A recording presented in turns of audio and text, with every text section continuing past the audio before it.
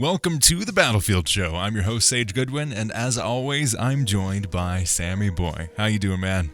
I'm doing very well, man. How are you? Doing fantastic. Just really hyped today. I don't know what it is, but like this morning I woke up and I was ready to rock and roll. It was snowing and then it was raining. Like, this is just like the world has given me the energy that I need today.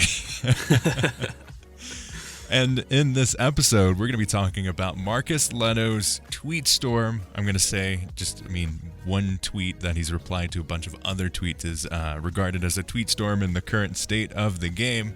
So let's jump in and talk about it.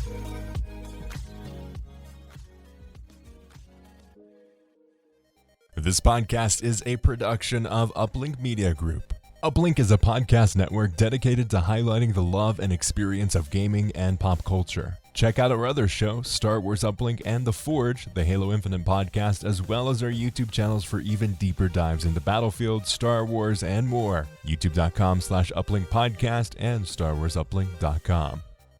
Dude, Marcus Lehto is just a freaking legend and such a great guy. Like, I'm really liking the direction he's taking things. Yeah, I'm a big fan of his attitude towards everything. He's very very honest, and I think that's a nice, refreshing take, because a lot of, not really to put the blame on anyone else, because to be fair, a lot of them kind of have to be. You can't really just like call out your own company or anything like that, but he kind of just doesn't care, and he's just like, people will be like, man, this part of the game sucks, replying to one of his tweets, and he will literally just be like, yeah, I know, I'm trying to figure that out. And it's like, it's really just awesome. Nice to see that. And I think, but the good thing is he's not like negative, like he's really optimistic. You can tell through his tweets that like he's honest, but he's like really excited for the future. So yeah, I've been really enjoying pretty much every tweet he's done since he's been involved with Battlefield. Obviously some of it's just like random stuff, but anything to do with the game, it's all been good. He hasn't really said a single thing yet that makes me go like, oh, what's that mean? Like he's pretty much batting 100 at the moment. Yep. It's great. And for those of you who may not be aware of Marcus Lehto, he is the game director for Battlefield Narrative at EA, as well as the co-creator of the Halo universe, and father of Master Chief he has in his Twitter bio. Like, I think too what we're noticing is just the amount of experience that he has in the industry. Yeah. And he's gone through all of these things. He's created an incredibly popular franchise in Halo. He's been a part of these massive IP. So like, he has this experience, and I think that's what mostly we've been lacking from even the higher-ups who've maybe even been in Battlefield forever. Like, even yes, you may have been in Battlefield for 20 years, but do you have the experience jumping in between those different universes and those experiences as Marcus does? I wouldn't necessarily say so for a lot of the decision makers that we've had in place for the past few years. Just kind of detailing what he said here, he like consistently, we've talked about this past in the podcast, has gone through these things like, hey, I'm reading through all of your forum posts and really looking forward to showing you all what I'm working on and keeping this all in mind as I build out the studio. Because he is in charge of building a studio out in Seattle, and he said this most recently a few days ago. Hey, Battlefield friends, when I'm not reading forums about what is most important to you, I'm focusing my attention on building our new studio here in Seattle. We're slowly growing and getting things established. Like, that's great. Like, we don't need any more of that. Like, they aren't even close to releasing a game, and they're still like detailing the experience and keeping fans up to date to set those expectations like we would want them to. Yeah, exactly. And I think that's the type of stuff that he needs to keep doing, is just to essentially reassure us that they're still working. And yeah, everything, like you said, everything that he's been saying, it does seem like he really is paying attention. I remember, like, before he went on holidays, he said, while I'm on vacation, I'm going to be reading your stuff. And a lot of the people in the community were actually like, nah, man, take a break. Like, just get away for a bit. Because it seems like he almost doesn't want to put it down. He wants to keep taking on feedback and stuff. So, yeah, it's definitely just a really good attitude to have. It's what we need, I think. I don't think there's any other attitude that anyone should be having other than being the same way as Marcus, just being honest about the state of the game and still being optimistic that they can turn it around. So I'm very keen to continue to hear from Marcus and see what he's got for us in the future. I really like to, Jason Solo replied and asked, out of interest, what are your thoughts about length of story-driven FPS games? As it seems ages since there was one with a decent length of time. They all seem to be about 15 to 25 hours, which is not all that long. Is that something you would do differently? And then he replied with, I love building campaigns, but admit they are super challenging to do right and expensive to make. So we've seen this in the FPS industry pretty frequently, especially from DICE, who have tried to step further and further away from story missions, most notably like a lack for Battlefront 2015 that did not have one at all. And then Battlefront 2 did have one, but it was quite short. I think it was at max like 8 hours, something along those lines. Like, it was really, really short in terms of an FPS shooter campaign. I love the characters. Some of the story decisions I didn't really think were that great in terms of the hype beforehand and what the payoff was. But I think that's indicative too of kind of the industry of, do you want to spend this time working on the campaign, or do you want to flesh out what is already in the game? And maybe that's kind of something that they're focusing on. Yeah, it's a weird situation because I think it's kind of always going to be a divisive thing. A lot of people expect to have a campaign in their multiplayer games, which is fair enough because that's something that we kind of have always had. It's always been a staple of, any of the Call of Duties, even the Battlefield games, all that. They always had a story to them. So I understand that people want it. For me personally, I kind of don't want it. I don't really want campaigns, mostly just so they can focus on the multiplayer. I wouldn't be against it. Like, if the next Battlefield has a campaign, I definitely won't be mad about that. But I do see the direction that they're trying to take that, where it's just not. I don't think it's necessary for the game to be good, and whereas like the multiplayer does need to be. It could be the best campaign ever, but if multiplayer sucks, then I don't think anyone's going to care about it. So I do, especially now that he said like they're challenging to do and expensive to make. I didn't really realize how expensive they would be. I kind of just thought it would be the same as everything else, but I guess there's so much more voice acting that has to be done. There's a lot of other stuff that we probably don't think of that, it probably does add to the cost when they could just spend that money on, even just hiring a few more devs for the multiplayer. So it's interesting to see. I wonder whether that's hinting at, the next one's not going to have a campaign either, or or if he's just simply studio. saying that.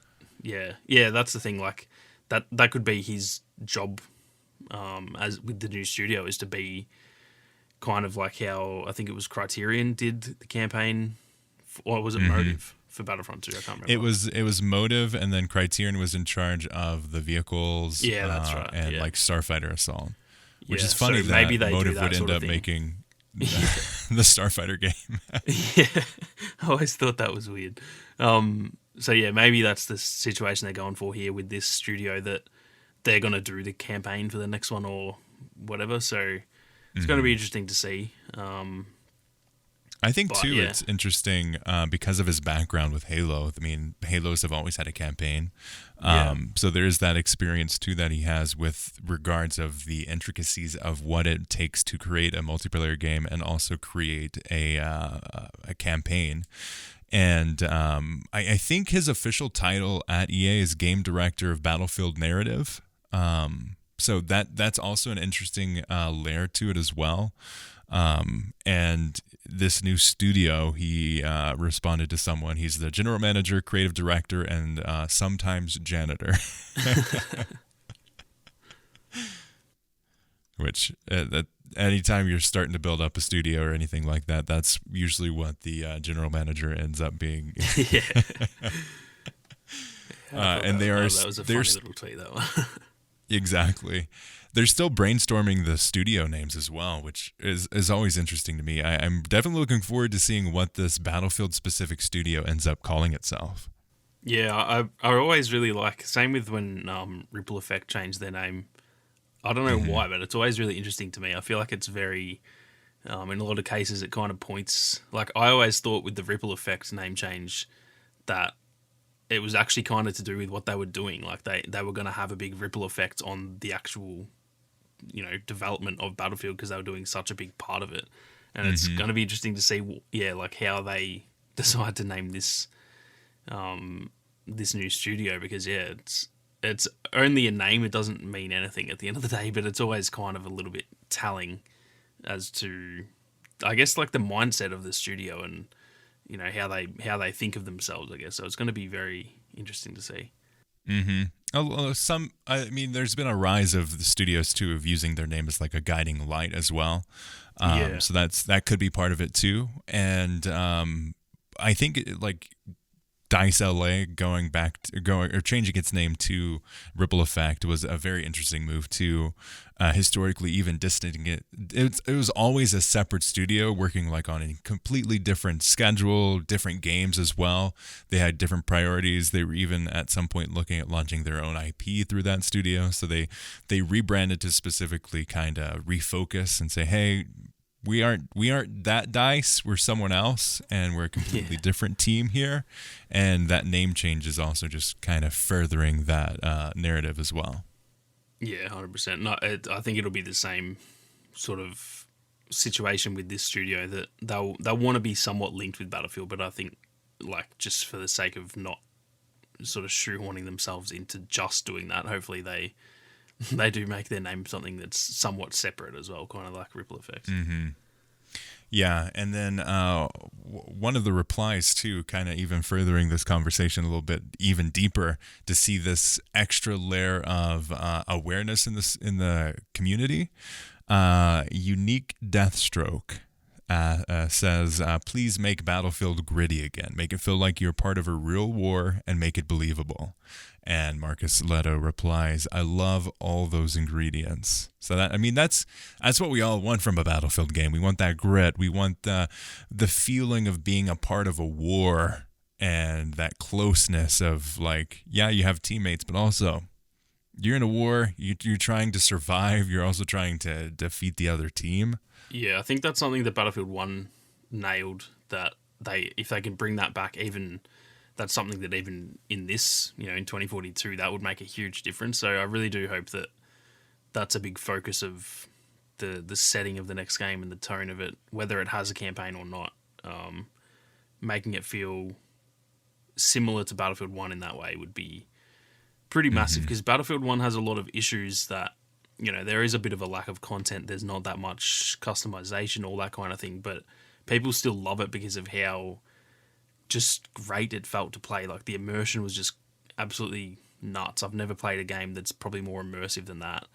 Mm-hmm. And it's crazy how much of an effect that can have, because like I said, even with all those issues, people still look back at that game with so much love. So if they can have a game like Battlefield 4, which was kind of the opposite, where it had heaps and heaps of content and it was really well balanced and it had that futuristic setting, and then mix that with Battlefield 1's like immersion and atmosphere, that would be Yeah. a deadly Oh. combo. So hopefully they can really try and sort of implement that, because I think that is probably one of the biggest things. Obviously 2042 has plenty of like more technical issues, but that is one of the biggest issues for me, is just the tone and the direction of the game kind of isn't what we saw in the trailers and stuff.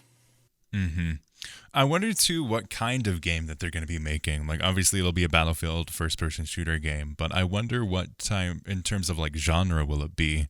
Because we've heard kind of rumors around smaller scale games that are going to be developed on top of the world of Battlefield 2042. They are trying to invest deeper with the investment in Marcus Lehto, as well as Vincent Bella and all of these. What is Kutaz? Is Yeah, it Michelle Rebecca Kutaz? Kutaz, I think it was. Rebecca Kutaz. Okay, like this heavy investment is developing this world of Battlefield and making it more of the kind of branding that they want these strong characters, they want this strong world, they want this interweaving narrative. Almost, I think too that they're seeing these other games, and that's where these games are shining, is that relatability to characters. I mean, Call of Duty always has this with the different dev studios that are working on there. They have these characters and these worlds that they're developing. And then you look at Apex, and you have these characters that they're using there to tell these stories, which makes you even more connected. None of it really happens inside of the game itself, but each of the characters that they add have this rich lore. They all interweave with each other. It explains their abilities. So there's this push to have this more immersive, narrative-driven game going forward. Yeah, and I definitely think that's something that they probably can try and, I guess, copy from those games, because there's a lot of stuff that people aren't happy with them trying to copy, like the specialists and even just like people were saying the gunplay is very similar to Call of Duty and stuff. There's a lot of stuff that if you take that, like those elements, it does feel like a different game, but I don't think them copying that sort of narrative style where there's really like prominent characters, for example, like they did with this game with Irish, like I don't think there's any negative impact that can really have, because it's not so much copying Call of Duty or Apex if you just have a interweaving like sort of story. So I do hope that's something they try and pursue, and it seems like they will, because they kind of talked about that whole the Battlefield universe type thing that they were setting up. So yeah, definitely keen to see, and I think like having Marcus at the helm of that, I assume he's going to be one of the leaders of that whole the Battlefield universe.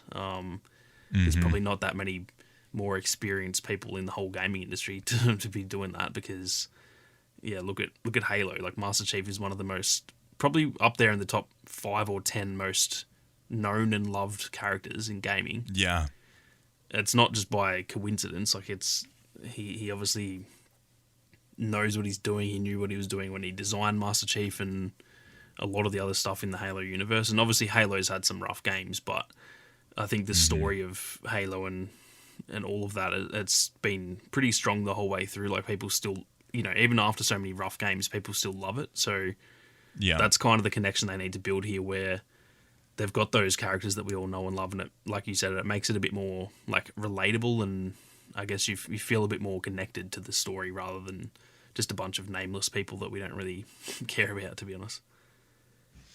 I think too, something that you really pointed at was the conversation around copying, and I think too is this game truly copied, and it did not innovate in the ways that it needed to. It was like, oh hey, you guys are doing that thing, I want that. Yeah. But they didn't actually like develop it or add anything to the experience. And they actually took away some of the things, and because they wanted it, they didn't actually think of what does it make sense to do with this idea to fit the Battlefield world, the games, the feel that we want to achieve. And they did that with Firestorm. Firestorm was like a pretty innovative battle royale. Like it was really solid, but because they saw that they wanted it, but they didn't actually look of why battle royales are working and really invest in it. Yeah, exactly. And I think speaking of battle royales, that's a perfect example that like every new battle royale that comes out, they are to an extent a copy of the last one, but they improve on it, so then it becomes a better game, and then that's why they succeed. So you look at PUBG, then Fortnite came out, and it pretty much was the same type of game, but it added so much stuff to it. Then there was, I guess, what was next? Probably Apex was next, then Warzone. Like, they all kind of improve on each other a little bit, and like you said, with the specialists, for example, like, they just didn't improve that. That's not something that... It's pretty much just an exact copy of the legends in Apex, really, except they're kind of weaker. Like they're not that different from each other other than the look and like one ability. So yeah, if they had I think that's the thing that they need to be careful of if they're going to try and copy stuff, which I think every company out there copies, or not copies, but like takes inspiration. That's how things evolve over time. Like no one has just... Everything's been done. Nothing can be completely original at this point. So I think it's fine for them to copy, but they do have to try and, like they did in the past, try and like push the boundaries. And the Battlefield 3s and 4s, those games really were like pushing the boundaries of gaming, and then they just haven't really done that since then. So if they can get back to that, with this, whether it be stuff like the specialists or if it's the storyline and they have this big universe, then so long as they're doing it and, like you said, just trying to actually improve on it and evolve it rather than just like, oh, you've got this cool thing, let's do that, then Yeah. it could work out well. But yeah, it just depends if they can try and innovate or not. Which I'm so hopeful for, to see what all of these decisions are going to end up making, and when we actually see the effects that these decisions have. Like, I think it's going to be so fascinating in the next 1 to 2 years to see what Battlefield becomes and what announcements we start to get. Like, EA Play Live this year is not happening, so EA is definitely kind of heads down. They're working on the games. I think that's good. That's what they need, because if they promoted anything, no one would really trust them or believe them that they were actually going to kind of follow through on that. So they need that. They need that time to really develop what this game is. What is Battlefield? How does it fit in the whole of EA? How does it fit in DICE? How does it fit in all of these other studios that they're making?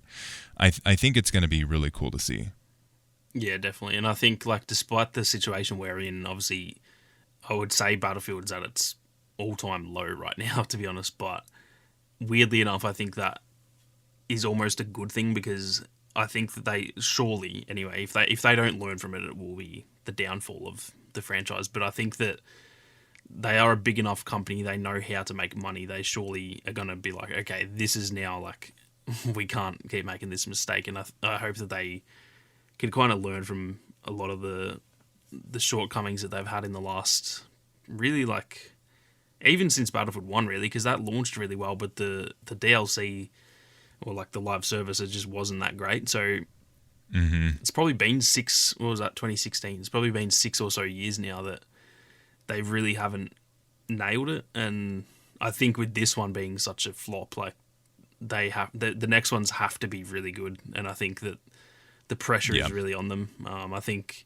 I'm surprised that the pressure wasn't on them after Battlefield 5, to be honest. I'm surprised that wasn't the wake-up call that they needed, but I guess we had to go to genuine rock bottom before we can go back up. So we had to dive deeper into the hell of Battlefield.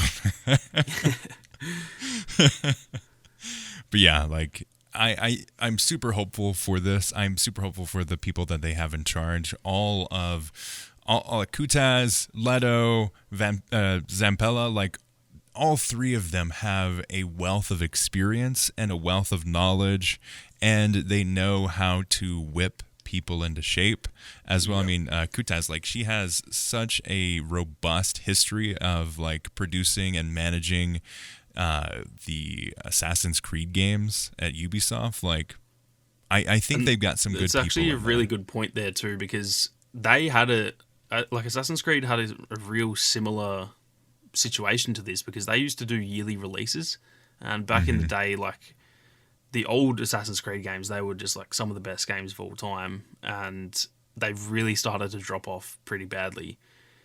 And they decided, all right, we're not doing that anymore. We're going to take an extra year. I think they might have even taken 2 years off from releasing any. Yeah. And they came back with Origins, which was really, really good. And then since then, Odyssey's been good. Valhalla was really good as well. So I think, like, I assume she was involved in all of that as well. Whether she was at the head of it, I'm not sure. But she obviously would know. Like, that's a good learning experience that they can maybe bring in, which is kind of something that both of us have been saying throughout this whole thing, is that they need to slow down and just, like, get them right and then build on that. So it's definitely, that's the thing with experience. Like, all of these people are so experienced that they've been through this kind of stuff with other games, and I hope that they've all learnt enough that they can just put all of their learnings. They're all from different backgrounds as well. Like, they're not all from shooters, and they're from different shooters, for example. So they can put all of that sort of wealth of knowledge into Battlefield, and hopefully that can kind of get it onto the right track. Because like, I think, like you said, they're really good at whipping people into what needs to be done, and I think that leadership is way more important. Obviously, there's a whole, DICE has like 700 people that work there, but the big names are the ones that matter. I think that you can take a group of people with a leader who's not that great and they won't succeed, and you can take that exact same group of people with a really, really good leader and they will do stuff that's great because the leader is the one who can sort of get the best out of them. So a lot of people will wait. I've had a lot of comments because I made a video on this topic the other day.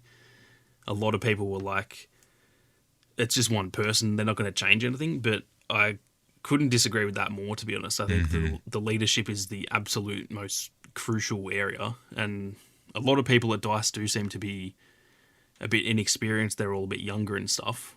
And with an inexperienced leader, that's going to hurt. And we can kind of see that.